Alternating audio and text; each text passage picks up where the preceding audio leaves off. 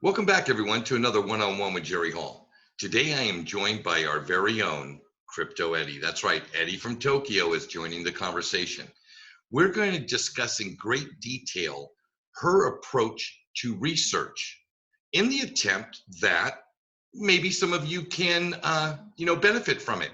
I know that I am looking forward to this conversation. I hope you are too. So grab a cup of coffee or a tea or a glass of water and strap in because we're going to have that conversation right after these incredible graphics. Roll the graphics.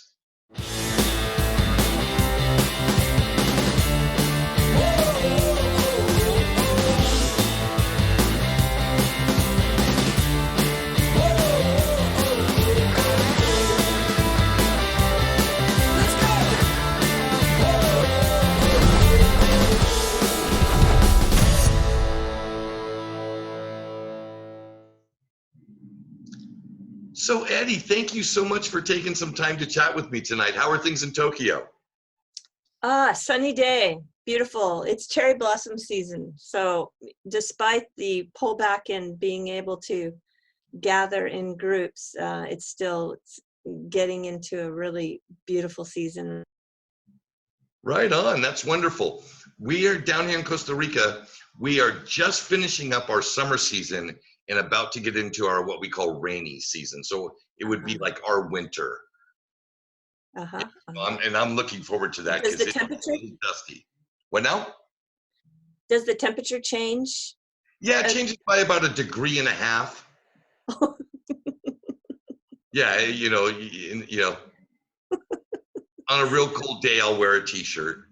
That's funny. Life in shorts and flip-flops is everything you think it would be. It is wonderful. It's freeing. It's incredible. It's comfortable. The whole community is like that for the most part.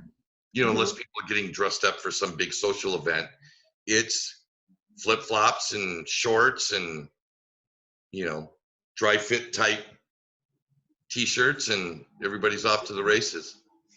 I used to live in a beach community in LA, and that was also, everyone just woke up, threw on their shorts, their flip-flops, and walked to the coffee shop. It's very, very easy. Right on. One of the things, and I'm really, like I said, I'm really glad that you took some time to chat with me today. Because one of the things I have found, and I've been a follower of yours for about 2 years now, and one of the things that I always took away, like every one of your videos, was, wow, this lady puts in work to create this, this video that I just watched. So I'm looking at these 18 to 30 minute videos at times. That's kind of about the time range of a Crypto Eddie video. And sometimes it's pieces, like you'll do a couple of minutes on this and a couple of minutes on this and a couple of minutes on this. There've been a couple of times where I can distinctly remember the SBI quarterly reports coming out, and like the whole video was on that report. And I was like, wow, this is incredible. But my takeaway is that you were delivering a lot more than what you were showing me on the screen, which leads me to believe there's a tremendous amount of research or work going in the background for you to be able to, with your voice, convey so much information, a lot more than what's on the screen that you're showing me. If you could go into that process for me, I think not only myself, but others may really benefit from hearing out your process. So the process has evolved, of course, over the course of time. It used to be very fragmented in terms of broken down into story by story that didn't necessarily relate. But what I have learned is that I think getting those stories to be more interwoven, to take you through a process of thought that are all basically connected in one big message, is really what I have kind of moved towards. Okay. And the amount of work that goes into preparing is quite a bit. But I think it's not so much work for me. It's more of a way to spend time I really thoroughly enjoy. And so when I do it, I am taking notes. And then before I actually record the video, I have not a script, but I have definitely a page per tab that's opened so that I stay on. Yeah, and I do it on, I took my garbage out, so I can't show you. I do it on origami paper, which I think you know the size of origami paper. It is like 5 inches by 5 inches. Mm-hmm. Actually, I don't have any of those notes. So, but I have one page of handwritten notes for each tab that's opened, so that I just make sure I don't miss a point that I wanted to bring up with the research that I've done. And so, yeah, it's actually a lot of work, but I don't do like maybe Jungle, who I've heard just is able to do it on the top of his head. I'm always afraid that I'm going to miss one important key point, and then I will feel like I have to go back and re-record, and I don't want to do that. I try to do what Cage does, is just, one take, one shot, that's it. Because with the time that you put into the research, if you keep on trying to make the video just perfect, you could spend 2-3 hours of retake. And I don't edit at all. I know how, but that's again, that's another layer of labor that I don't have time for, because 90% of my time goes into the research. Well, I can tell you as a consumer of your content that shows. It shows through. Now, I heard a secret, maybe not a secret. I heard something I don't believe is commonly known in the world, and I want to throw it out there and get your rebuttal on this. Is it true that you will search in various languages for content? Yeah, and I thought what I would do for this video that you're doing with me is I'm going to share those techniques of how I research, because anybody can do what I'm doing if you put in the time. But in doing this research for more than a couple of years now, I have learned some techniques that I want to share with everybody, because not only do you want to search about the crypto space, but right now with what's going on in the global events, there might be something financial or something in the medical aspect or something that's going on that you want to go a little deeper in, beyond the aggregated media sites that are just basically cut and copy with a little change of the words so they don't get hit for plagiarism, but it's a lot of the same. So the aggregated news sites for me are just not offering enough quality research. So I have learned how to do these techniques, and I want to share that with everybody.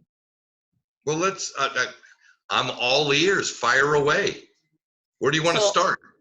I wrote down, I'm just gonna share 6 basic ones that anybody can do. And the first one that you brought up is, yeah, I do search in other languages, especially for me, as of late, because there's so much going on with XRP in the Middle East, that if you search in Arabic, you can find a lot of content that doesn't cross over into the Western world. So I search in Arabic, and I search in the Thai language, because Thailand is unbelievable right now with their concentration on being the leaders in technology. I think they have a real, absolutely, they have a desire to be the leaders in Asia, to provide the latest technology within fintech. So I search in Thai, I search in Arabic, and luckily I can search in Japanese, easy for me. But the good thing about that is that the Japanese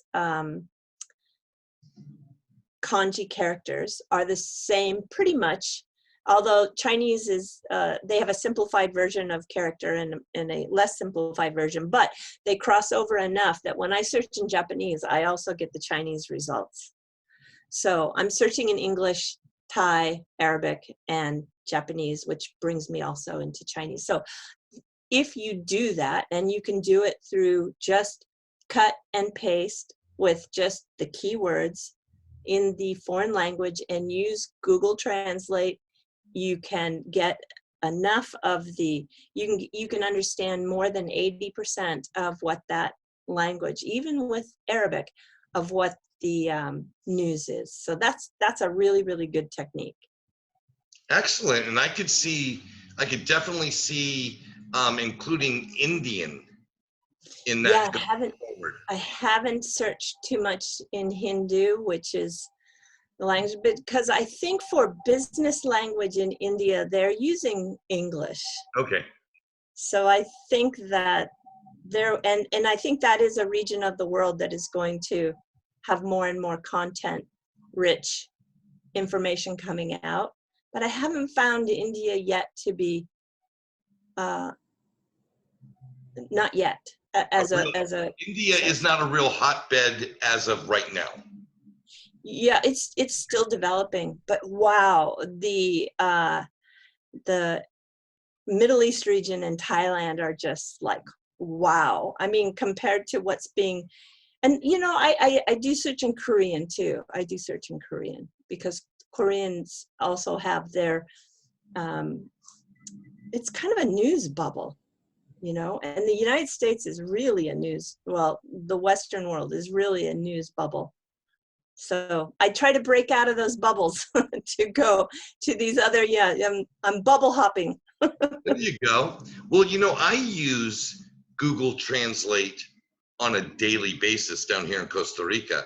For instance, like I wanted to get an idea of how the global health crisis was affecting local Costa Ricans. I don't, my Spanish is so horrible that like watching news on television, if they're not writing it out and I can't see keywords that I know and understand, they're generally talking so quickly that I'm losing 99.9% of it.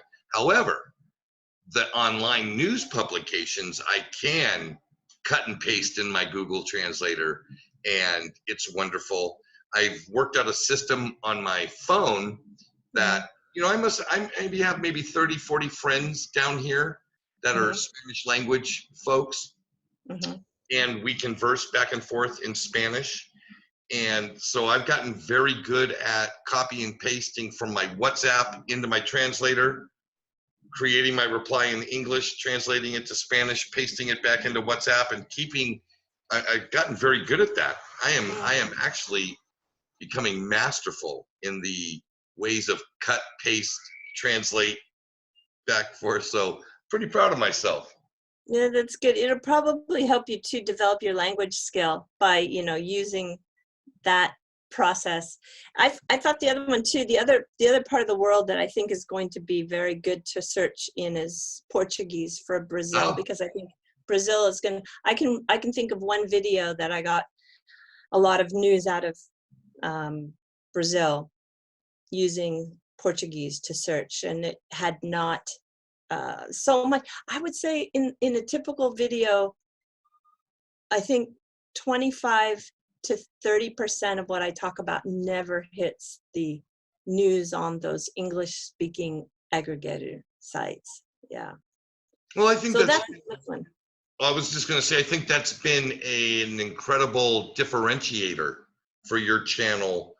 Not to disparage any other channels that are out there, because that's not at all what my show's about. But your show has a flavor unique to itself. There's nobody else out there like you doing what you do. And although there are big events that cross over that I might see on 5, 7 different content contributors, I get a lot of unique stuff from your channel. And that is why when I decided to pare down, scale down, because I used to consume everybody. I'd subscribe to everybody, notifications for everybody. And at some point, there's not enough minutes in the day to consume everybody's stuff, even though I'd like to support everybody in this space.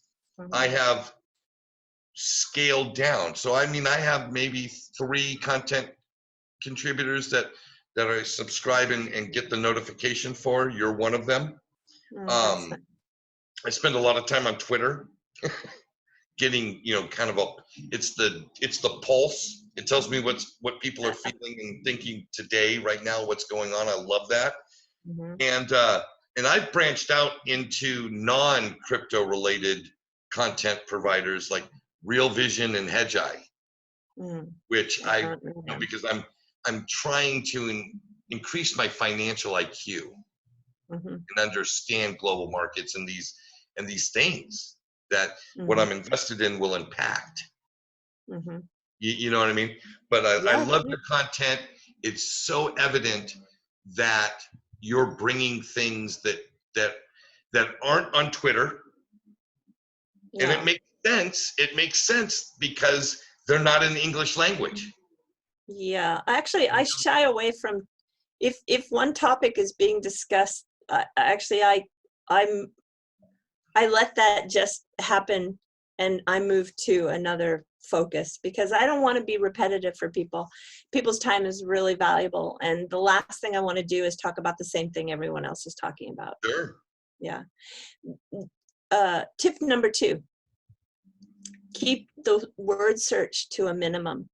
Sometimes just one word. Okay. Just one word. And then add PDF. That's a really deep tip, because there is a lot of research, study papers, academic research from the solutions companies like Accenture, whatever. They all publish their work in PDF. And if you don't add PDF, the Google algorithm search doesn't prioritize. Yeah, I can't say that word for some reason today. God, that happens to me a lot. That just happens a lot lately. I think it's being out of an English-speaking country for so long. There are words that you don't use very often, and then prioritize. Yeah, it's funny. So anyway, it doesn't prioritize it, and then it gets buried in the search. And if you add one word with PDF, oh my gosh, you're going to be so surprised what you come up with. So that's tip number 2. I like it. Tip number 3, right click on the image, do a Google search on the image. Like if there is a paper in the UAE that they used in their newspaper, that's a media shot, right? So you right click on that image, and up comes a little option that says search Google. What does it say? So I don't know what it says. It says search all images. Okay. Search all images. Right click, search, and then up comes automatically a new window that will have all of the sources for which that image was used on Google. And that doesn't, and it's borderless, which means it comes up in all the countries around the world. That is an amazing tip to find deeper stories, or a different take, or a different perspective, or a different angle for that particular news story that you're trying to dig into. That really works. I think I do that at least 25 times in one video. I've done it 25 times for the purpose of creating a overall finished product. It's a really good one. Yeah. Keep going. I'm captivated. Tip number 4 is YouTube. It's getting better. It's still not as rich in terms of Google, but YouTube, instead of searching on the way I have been able to find, and I'm sticking towards XRP again, the way I've been able to find content about XRP is I don't search on XRP or Ripple, those words. I search on the person's name. So if it was like Schwartz. Dan Morgan, for instance, I don't think he's not with the Ripple team anymore, but I can just remember specifically. Actually, I can remember I just did it with the IMF. There's a gal whose name is Sonia, all right? And she's their digital expert. If you search on IMF on YouTube, you get all the typical, everybody has seen it. But if you search on a person's name within the IMF, and Sonia is one, you can get presentations that she's done that don't pop up into the mainstream media. So everybody thinks that Christine Lagarde is the voice of the IMF, even though she has left, right? But everybody keeps thinking she is representative of what the IMF is, their narrative on Ripple. It's not. It's really not. So if you search on those names of people who are in the IMF on YouTube, you'll find videos that never come up. I think Stephen Diep is doing that because he's the best source for videos, and Bank XRP too is really, or is it XRP Bank? I forget which way it goes. Yeah. They are a really good source for videos, but I have learned that search on the name, not the company. Okay. Yeah. That's a really good one. Okay. Tip number 5. It's using the names again, not the company. So using people's name paired with another name. So if you're trying to create dots that connect, you might take like Chris Larson with another name of somebody who is making some strategic moves in the space in another part of the world. Yoshitaka Kitao. Yeah, Yoshitaka Kitao, that's a perfect example. Yoshitaka Kitao and Chris Larson. And then, actually, I can think of, I did it with Yoshitaka Kitao, and videos start popping up in my head where I have found things that, and what's his name? Wright. Craig Wright. Dr. Craig Wright. So in the early days, Craig Wright and Yoshitaka Kitao, they were working together. I don't know if you know that, but they have a relationship that goes pretty far back. So if you check news, you just use their names and then search on images. Go to just images. Don't go for the news stories, but look at images. And I happened to find a picture of the two of them eating lunch together, like 4 days prior. This is a ways back, when they were still, this is when the fallout happened, when BCH and Craig went into their hard fork, right? So this is, but anyway, again, it's just search on names. Don't look at the stories. Go straight to images. Yeah. Okay, that's your tip number 5. Tip number 6. Define your search with the tool date. I'm going to need some help on that. I'm completely lost. Tool date?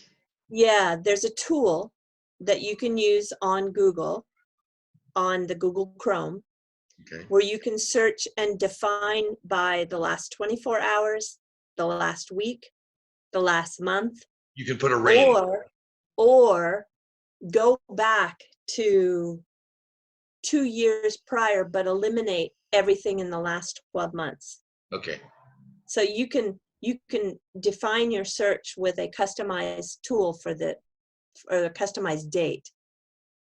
And that way, because if you just search, you're going to get everything in the last 7 years, and there'll be 500 pages.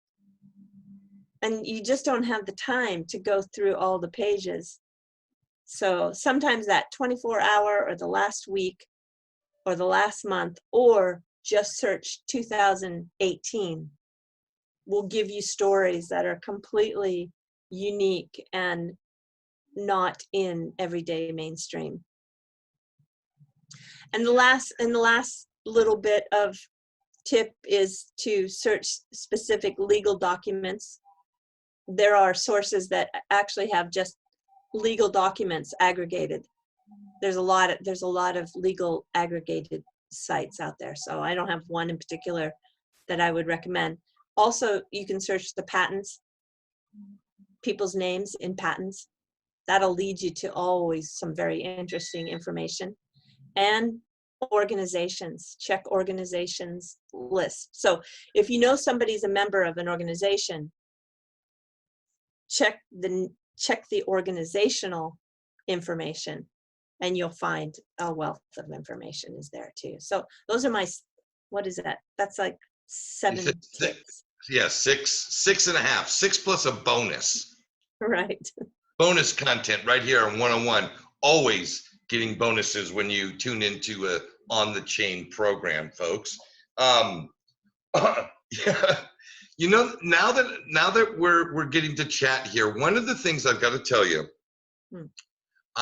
when I got into this space and I was consuming everything that I can consume, it seemed to me that I always got a perspective about SBI from you that seemed to be a little bit different than most of the folks.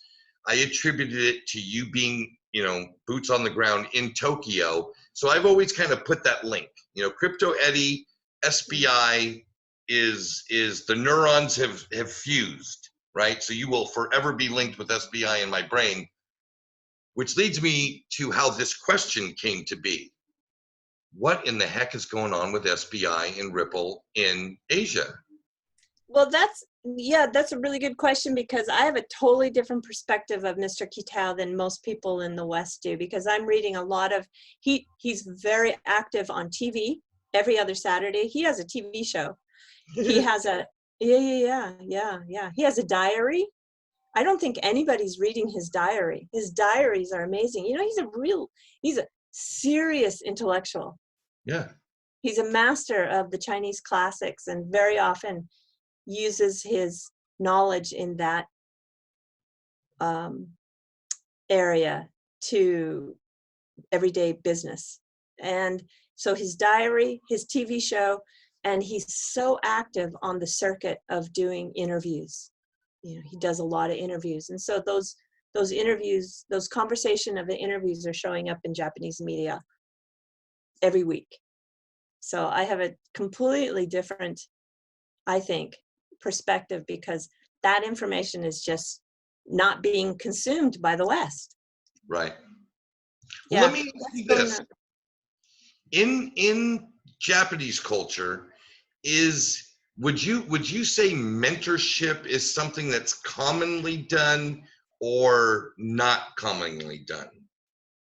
So not to get too deep, but it's not really a mentorship. It's a kohai senpai society. Apprentice which means master? that, yeah, the people who are your equal age or lower have it's very hierarchy. They have a hierarchy that is very existent, and the kohai is somebody that you well, how can I say it? It's not necessarily they mentor. They are given that senior position as a part of their culture, and so they are looked at for a source of leadership. That's a role they naturally take. Yeah. I get the societal organizational element of that from a cultural context. Mm-hmm. I guess I could have been more specific, and I will do so now. Is Mr. Kitao mentoring anybody to take his place to fulfill his role? Yeah, I think every senpai in Japan is automatically given that elevated pedestal, whether they want it or not. You know, that's what I'm saying. And that the senpai is the person who is older. Usually it's defined by age, not experience. So everybody just naturally puts the senpai on a pedestal, and they are naturally in that leadership position of, I don't know if you want to call it mentor, but it's, I guess you. No, I wouldn't call that mentor. I'm asking, do you know of any human beings that Mr. Kitao has under his wing that he is grooming to take over when he leaves? I'm sure there is. I just don't know who that person is. It's probably a multitude of people. I would think of a few people for sure. Yeah, I'm sure he has. I'm sure he's working on that.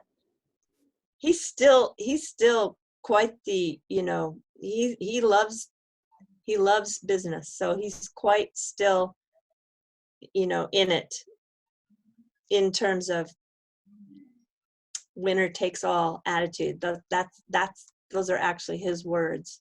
So he's still very competitive, very aggressive, very much trying to define this space and put SBI in a leading position in many ways. I think when you ask me what's he doing, one of his big focus right now is to create the fourth mega bank. And he's doing that by consolidating some of the stronger local banks. And he's taking a share into those small banks and trying to create a, I don't know if it's not an alliance, because he's actually taken strategic investments in those banks. And he's going to, I think, be successful in creating a fourth mega bank. And if he continues to grow that cooperation among his net bank and these local banks, they might collectively be stronger than the three banks that are leading in Japan. I mean, I think that's his goal ultimately, is to be number one. That's a big focus that he has right now. He also is, of course, involved with GMO, which is another investment group exchange down in Texas, doing the mining. Blockchain farm. Yeah, and of course he's doing it for monetary reasons, but he's also doing it for the health of the ecosystem, to try to balance out the power away from China having so much hash power in BTC. So I'm really happy to see that, just for the health of the ecosystem. Sure. So forget the fact that they're using a lot of energy, which they are. In that part of Texas, there's a lot of natural gas, but even natural gas has its negative effect on the ecosystem, you know, the environment. So I totally understand that's a very sensitive topic, and some people get very emotional over that. So I'm not trying to bring out any. Oh, I'm not one of those people. I'm not one of those people that is going to get emotional about it. I look at Bitcoin very practically. You know, wonderful technology, open the door. There is absolutely zero question that protocol has an incredibly robust security element that is unrivaled. However, there's a cost to that, and everybody has to pick and choose. I don't think I would ever really get involved or support a proof of work blockchain project because of the fact of how much it costs to secure the network. It's just so costly. Yeah. You know what I mean? It's insane. So for those reasons, I look at other, what I believe are more efficient protocols for doing the same thing. But I don't want to leave the SBI topic, because there were things there. When I first got into this space in January of 2018, I'd say my first 6-7 months, SBI in my mind was the ace in the hole. they were going to drive the car. Obviously, in that time, back in the early 2018, the U.S. was still doing all kinds of weird stuff. I mean, Coinbase only had a couple of proof of work coins on it. Uphold at that particular point was only allowing you to invest in like a paper contract on an XRP. You couldn't actually take the XRP off the exchange and have the actual keys. And so it was still, in the US, it was still kind of weird, but I was always getting this incredible information from you about what SBI was doing. And then I remember it was in 2019 that I heard that Yoshitaka Kitao got put on as an advisory position with something very prestigious in China. And I forget the name of the organization, but it was like a blockchain advisory group. He's the first foreign representative out of China that has been invited as one of that elite group within the blockchain. Yeah, it's pretty big, exactly. Pretty big stuff. So I hear these things, and my back to SBI is our ace in the hole. Well, you have to understand the relationship. SBI is a sales arm for Ripple. I've done videos on this before, but when they formed SBI Ripple Asia, they actually have a territory that they're responsible for. And so you think that the new TP Bank in Vietnam or the banks in Korea or the banks in Thailand are Ripple. Those are SBI deals. I don't think maybe some people realize that, but that's SBI driving those sales, So you've got, I think he's not driving, well, he might be doing some Singapore deals now. I'm not sure about that. But anyway, you're going to see probably other Southeast Asian countries also, like Cambodia is also. So if you pay attention to the strategic investments that SBI is taking in banks outside of Japan, it is completely always leading to RippleNet being used in that country. So he is laying the groundwork, the rails, if you will, as a sales arm of Ripple. So he is instrumental. Let me ask you this, because I'm unclear about this, and I study a lot, and I'm still very unclear. And that is there an actual SBI company that moves money using XRP? Yeah, there's two of them. Oh, that uses XRP. Well, MoneyTap uses the RippleNet technology. Right. Okay. And also there's an arm of SBI Remit that also uses the Ripple technology. And then the other movement of money is taking place with MoneyGram. MoneyGram and SBI have a partnership that goes way back, way back. So I guess indirectly now, since MoneyGram is a partner of Ripple, I guess, and they are using XRP, I guess indirectly, you could say SBI is using XRP through their partnership with MoneyGram. I wouldn't say that, because I don't think one single dollar that's coming from an SBI company is going through XRP through MoneyGram channels. I could be wrong, but I don't see that yet. I'm curious what. Yeah, but so you think that a Japanese yen that originated in Japan is somehow going into a Mexican peso directly? Well, if there is somebody from Mexico living in Japan that uses SBI Remit and is sending money back home to Mexico, the good chances are it's going through MoneyGram. So how much is MoneyGram putting through? Well, we hear anything from 10 to 15 to 20%. Wow, that would indicate that there's a Japanese yen to Mexican peso corridor. Well, it's using MoneyGram. So I see what you're saying, because right now it's just being advertised as the US dollar, right? to From what I Mexican understand, I could peso. be wrong. It's actual USD to MXN. What I think is more plausible, actually, Okay. is there's a live, this is speculation, which I don't do very often, but I think there is a I think there's a live corridor from the Japanese yen to the Thai baht, Oh, and yeah, I was aware of that. and also the Japanese yen to Vietnam and the Japanese yen to the Korean won. And that's happening through Western, through MoneyGram? No, I think it's happening through SBI. Now, okay, what would be the SBI? SBI what? SBI Remit. SBI.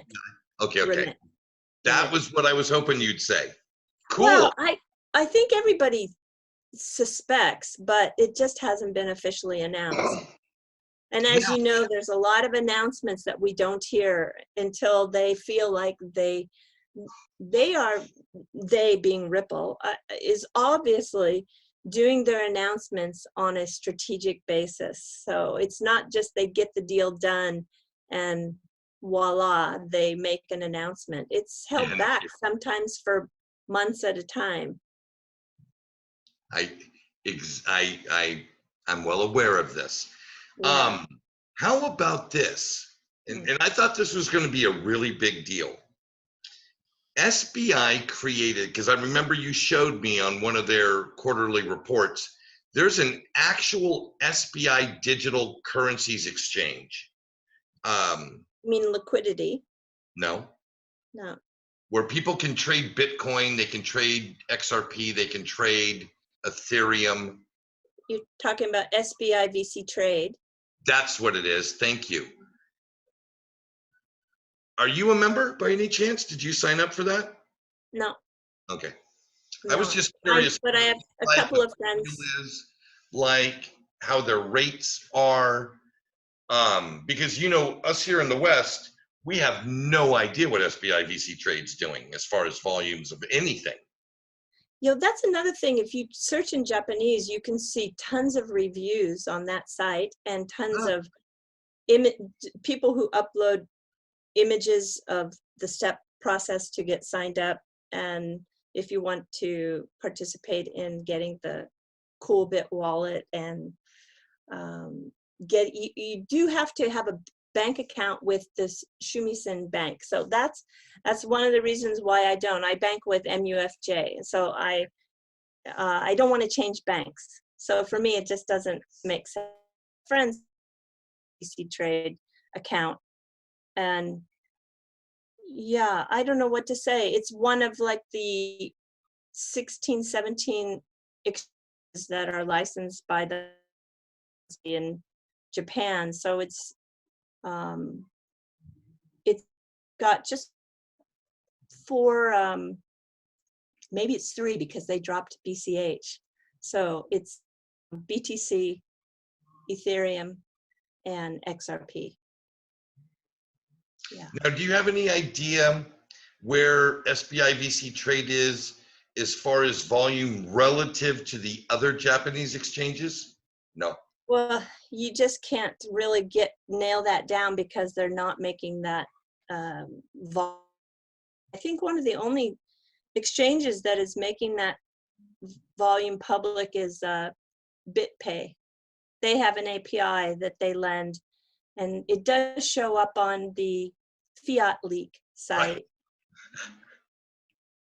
Right on. But, and the FSA does every quarter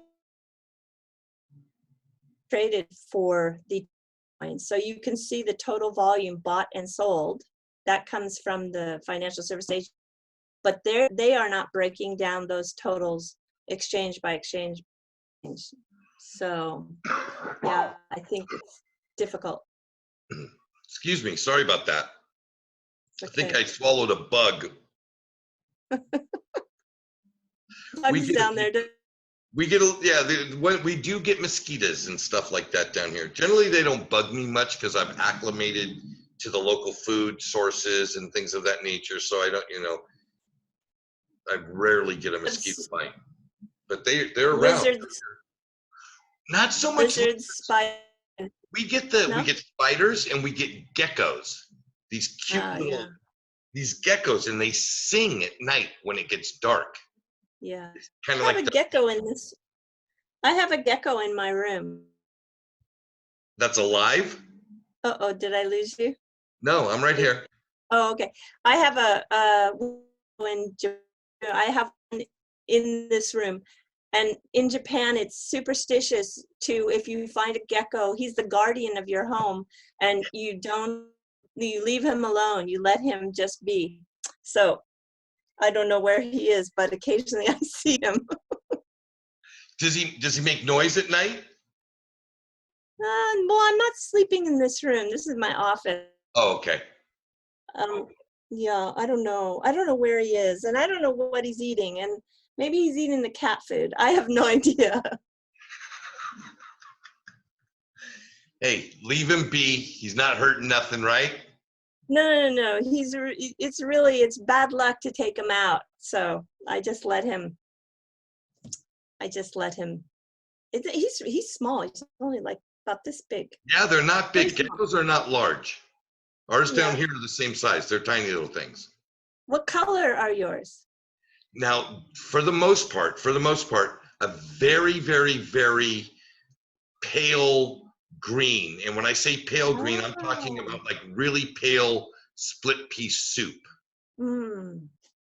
These here are more like a dark sandy color, like a dark, yeah, like a dark sand. Right on.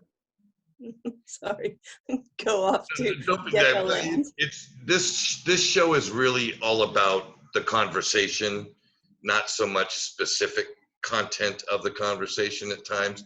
I felt like I've just got a wealth of data and information from you, so much so I'm going to need to rewatch this again through editing and stuff, because I'm going to write down your 6 points plus the bonus tip. Do you have any questions for me? Anything you'd like to ask me on camera that you?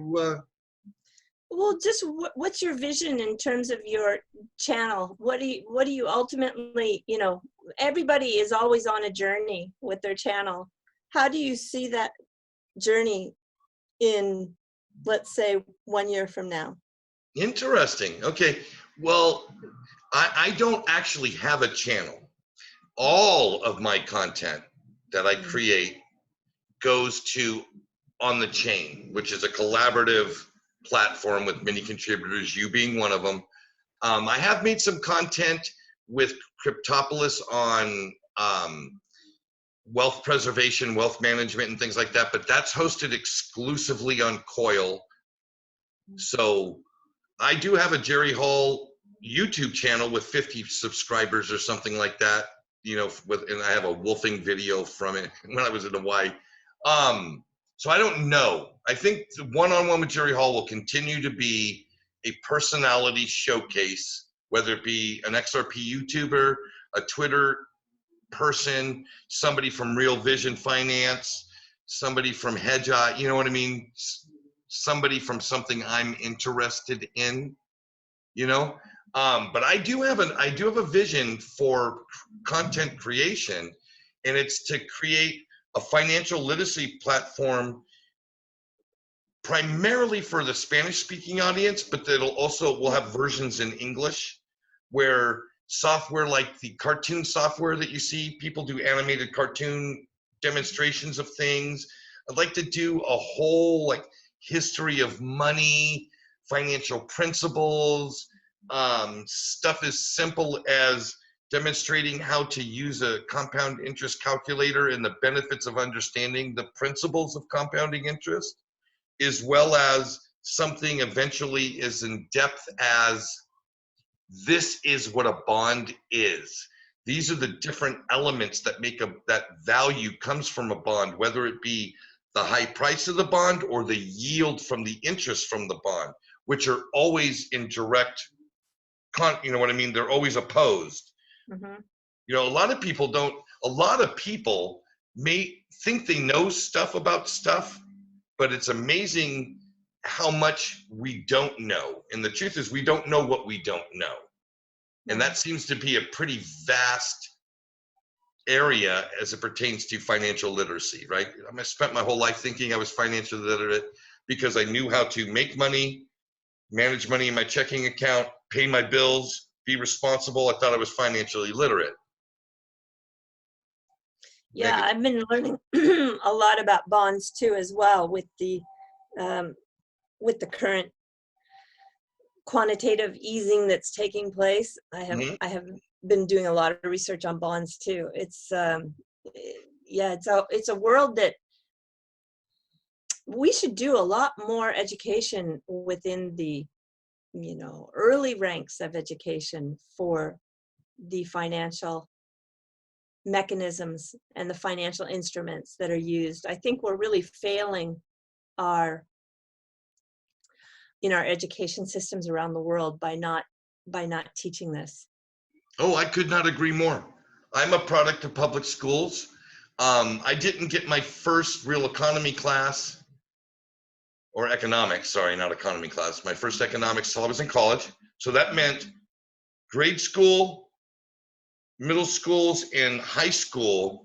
I think the only financial literacy element was there was a part in home ec where they taught you how to balance a checkbook. Yeah. Yeah. And that was like the extent of it.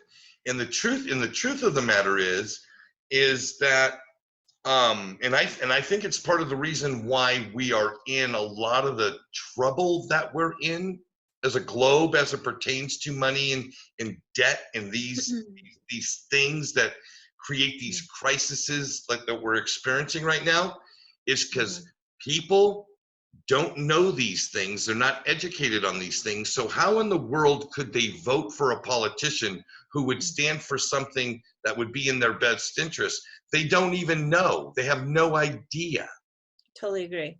You know what I mean? And I think the more educated we get to understanding the use, value, distribution, creation, preservation, disbursement of value, i.e. money, and all the little vehicles that it entails, the better we can make choices for people who make policy in those areas, as well as the choices we make for our own, whether it be through our investments or the businesses that we go into or create, put money into. You know what I mean? It's that kind of stuff. I do.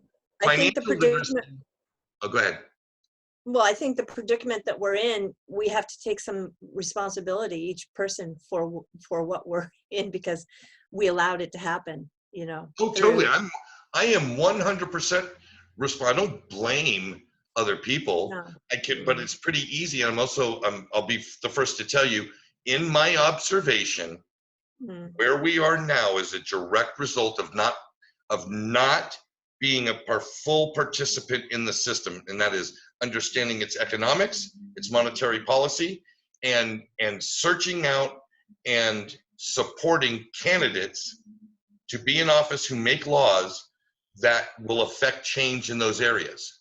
Right. Well, for societies that are democratic, that's important. But, you know, there's still a lot of societies in this world that are not operating under democracy. That's true. So in that pseudo democracy. And so even those countries that people allow those regimes to continue because they just don't know. There's not a grassroots upheaval of opposition. Well, I think the information that I want to create, whether it be in English or in Spanish, would work either way, democratic or not. I think if people are informed, then they can support a tyrannistic regime that has the same values they have. Right. They at least have influence. They at least have influence. Yeah, at least you're giving people the power of influence. So that's a lot of those. Yeah. Sometimes those people in leadership powers that are operating in non-democratic societies are populists, or they are supported through not means of being voted into that position, but by way of the way the wind. Venezuela comes to mind. I can think, I don't That, want to get too crazy. I can think of many. well, I'm down here in Central America, and Venezuela is just south of me, and so Yeah. that's the first thing Well, that comes. even Japan, they don't vote for their prime minister here.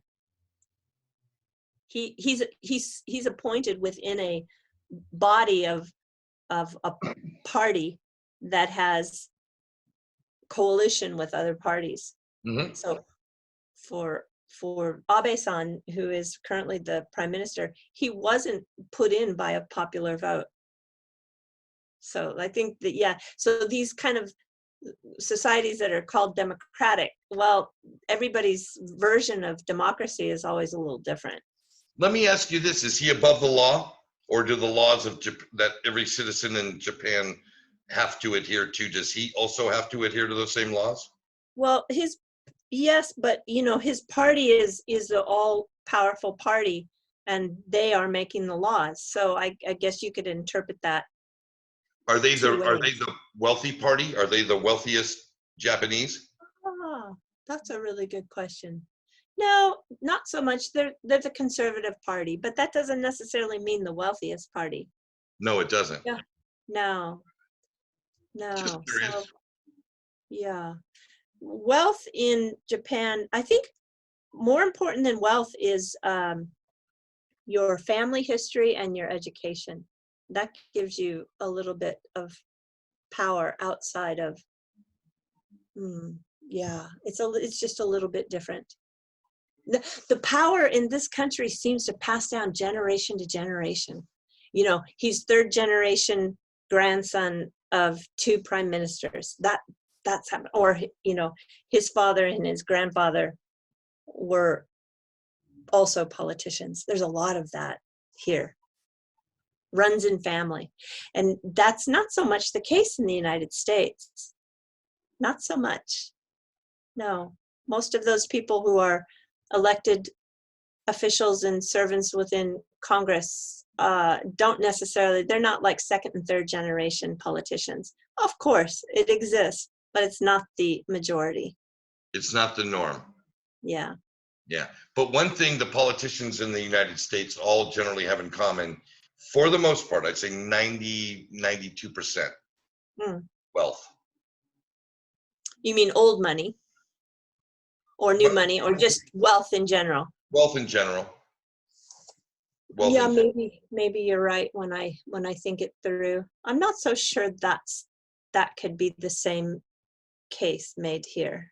Yeah, definitely different. You want to hear something very interesting? Yeah. So as I speak to you tonight, I've done 3 interviews already this week, and I have another one tomorrow. So one of my interviews this week was with a former Congresswoman, Cynthia McKinney.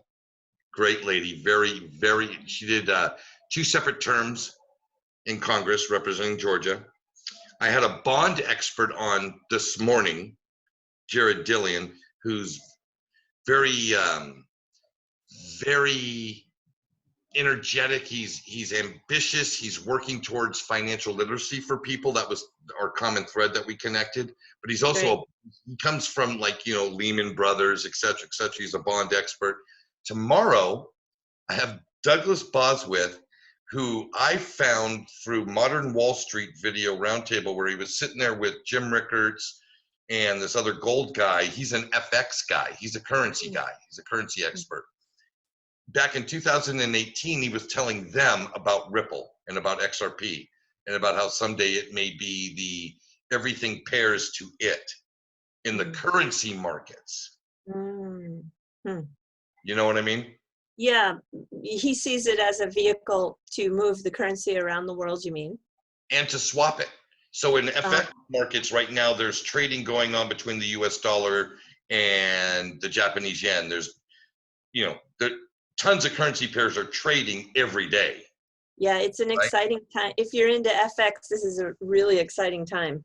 Well, he was talking about, he saw, and this was in 2018, he said within the next couple of years, maybe 5 years, he wouldn't be surprised to see the Japanese yen to XRP, the US dollar to XRP, the euro to XRP, all in spot pricing in FX markets all over the world. so he's always been in the back of my mind. And I finally decided, you know, because I have a lot of people that I go, that person is interesting. I'll give it a try. And so I'll reach out through email, through Twitter, DMs, whatever.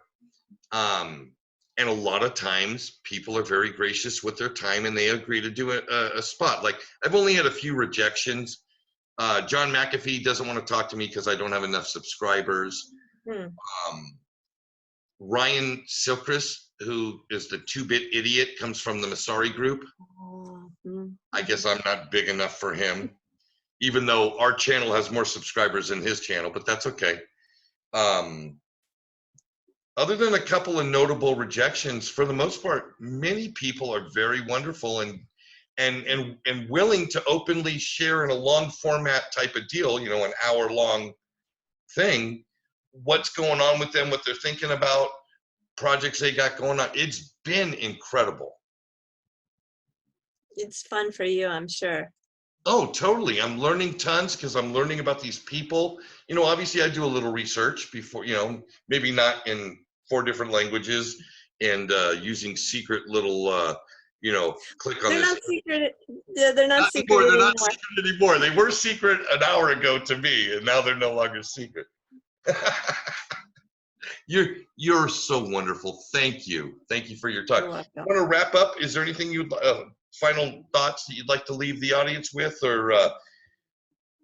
No, I appreciate you. You know, doing what you do. I think it brings a lot of value to the community, and I'm happy to see that you're reaching out into areas that are being. Yeah, where there's some voids, there's some, you know, black holes out there, and you're going to be filling that up with your content in the guest lineup that you have. And so I just want to say thank you very much. Well, you're so welcome, and you're an absolute joy. I consume, see, it's so funny. It's like, I think I know you so much better than you know me because you've been a part of my life for 2 years. Almost daily, and you've just met me, so I kind of have you at an unfair advantage, but maybe that'll change as time goes on. Yeah, I wish you all the best in these challenging times too, and that goes for everybody out there. You as well, Eddie. Thank you so very much. And folks, thanks so much for tuning in to One-on-One with Jerry Hall, and until next time, Pura Vida. Are you down with OTC? Please like, subscribe, and click the bell to be notified when the next video drops.